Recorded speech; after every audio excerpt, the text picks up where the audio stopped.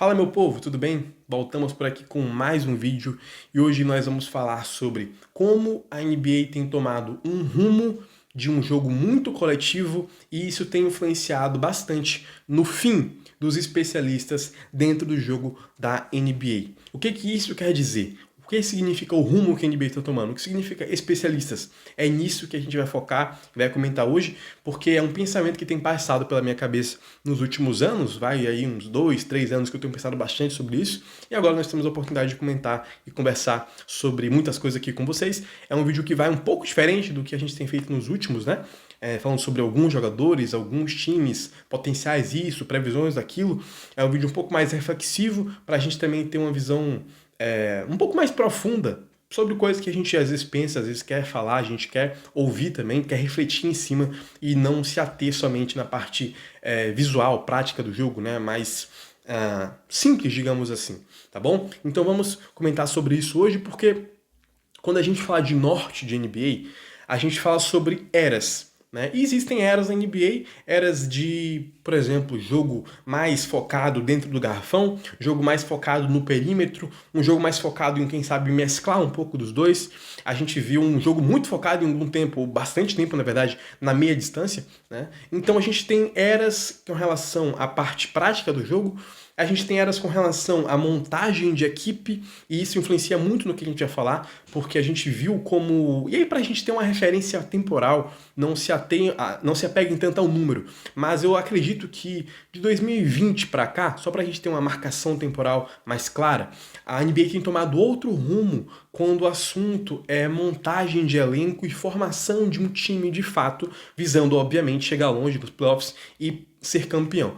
Né? A gente tem visto, antes disso, a gente via como muito claro como a NBA tinha esse apreço muito grande e esse caminho muito, esse botão muito automático para todo mundo, quando tinha a oportunidade, obviamente, de tem uma chance de montar um super time, de juntar 2, 3, às vezes até 4 grandes jogadores, eu vou fazer.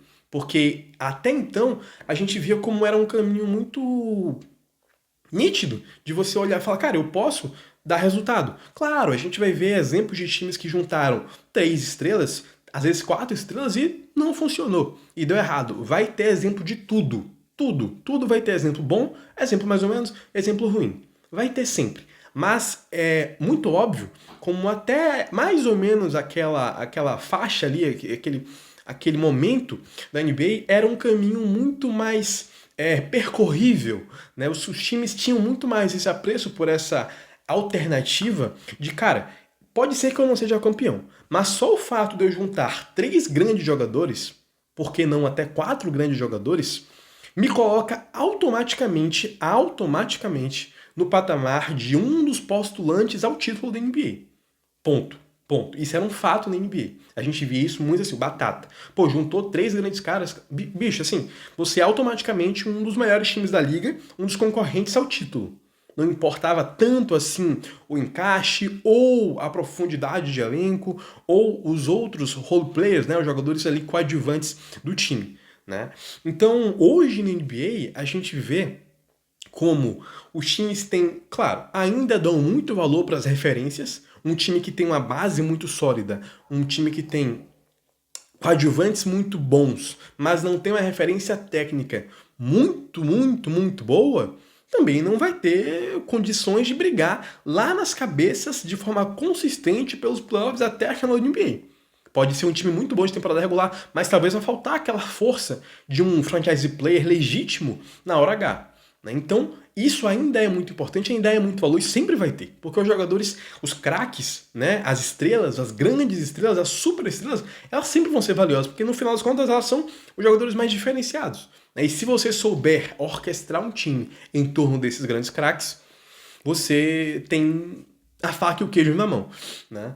Agora, apesar dessa importância que sempre vai existir, a gente vê hoje, é aí que entra a questão das eras, um caminho, um norte muito claro, onde os times querem agora não só valorizar as suas estrelas, os seus grandes craques, mas fortalecer ainda mais uma coletividade. Ter um núcleo, uma base da pirâmide muito boa, muito sólida. Muito boa. Porque aí você vai dar subsídio, você vai dar base.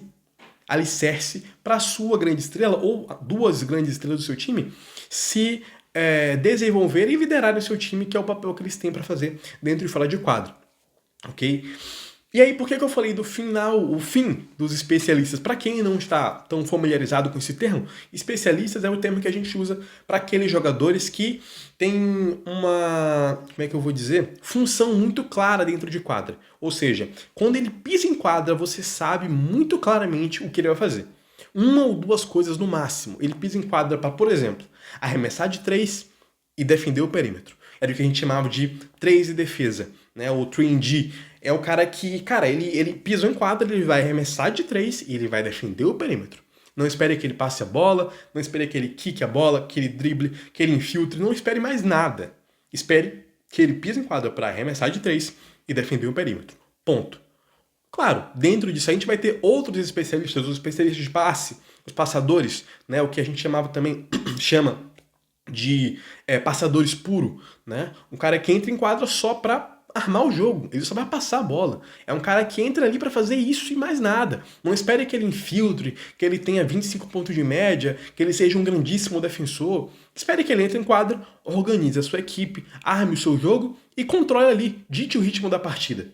Esses caras são especialistas. E aí a gente vai ter, como eu falei, uma gama enorme de especialistas, porque o jogo inteiro tem as suas particularidades e os especialistas para cada uma delas, né? E por que essa era para onde a NBA está indo tem feito e tem gerado o fim desses caras? Por que a gente tem visto, ao menos na minha visão, cada vez menos esses caras com muito valor na liga?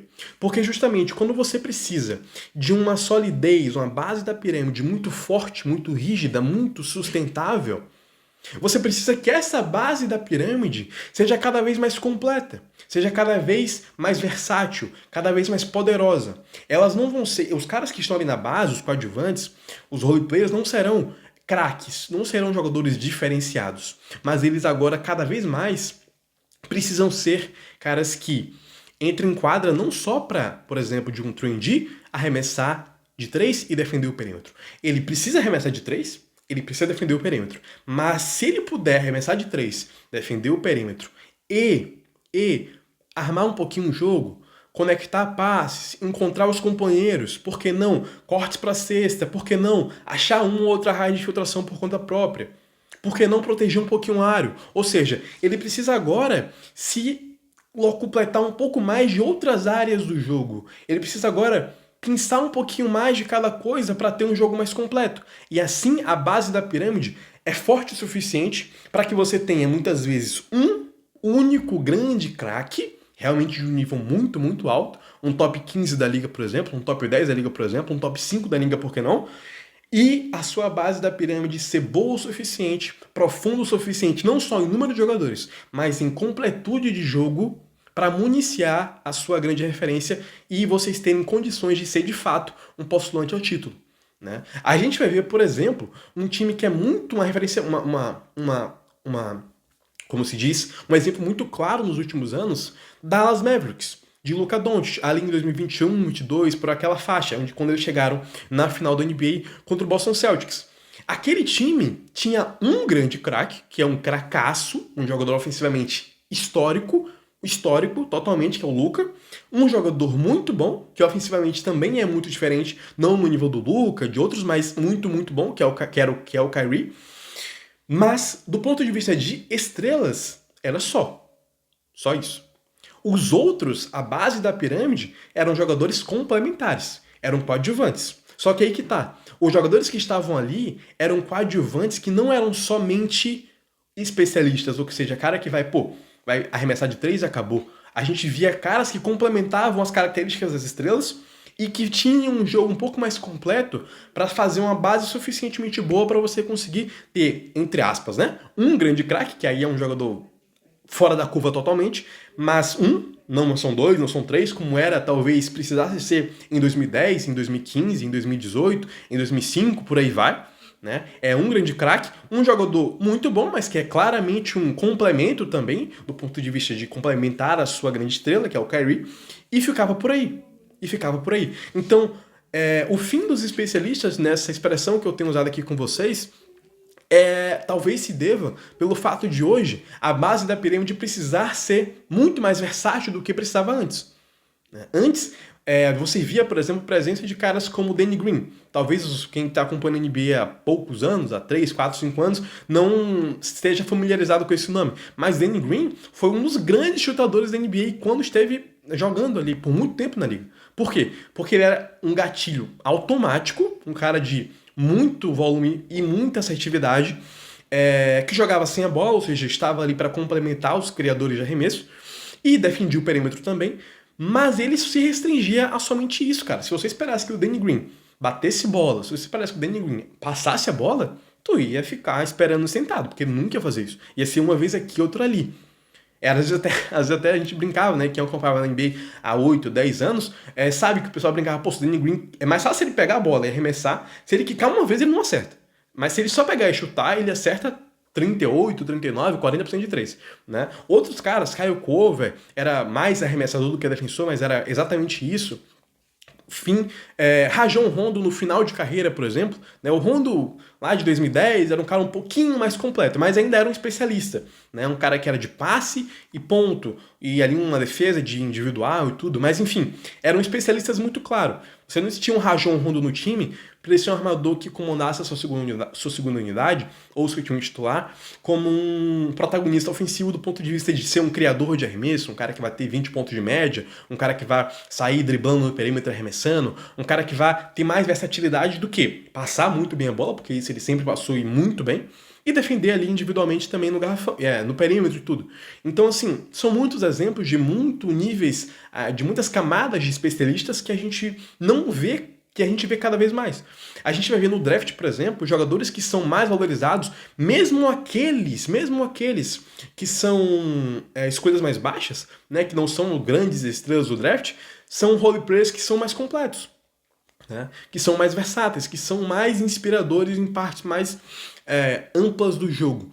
Então, na minha visão, e aqui, claro, sempre lembrando, a gente teve essa conversa uma vez numa live da Rooks Brasil, estava eu, Arthur Salazar e Guilherme. Estávamos nós três esse dia. Já faz um tempo, faz alguns meses. Não me lembro exatamente quando, mas faz uns 4 meses por ali.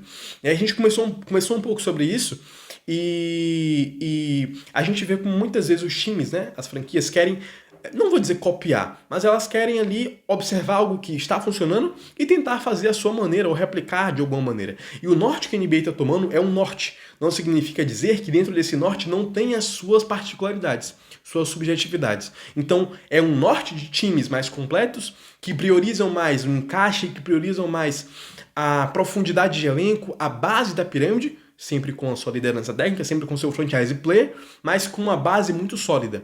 Dentro desse norte, existem muitas camadas. Existem times que vão fazer de uma maneira, times que vão fazer com outra maneira, times que vão fazer com outra maneira. Mas o norte tem sido esse. E dentro desse norte, os especialistas não têm tanto espaço assim, ou tanto valor como tinham há 10, 15, 20 anos atrás na NBA, especialmente. Porque se a gente for ver em outras ligas, isso já faz tempo que não é assim. Né? Já faz tempo que os especialistas puros não são tão valorizados. Claro, existem, mas eles são mais versáteis. Né? São caras que são grandes armadores, pensadores de jogo, mas eles armam muito bem, defendem muito bem, arremessam muito bem, sabe, assim, tem mais molejo e traquejo em outras partes do jogo. Tá bom? Essa é uma reflexão para a gente trabalhar aí pelos próximos tempos. Fica o pensamento. Espero que vocês tenham curtido. Até o próximo vídeo.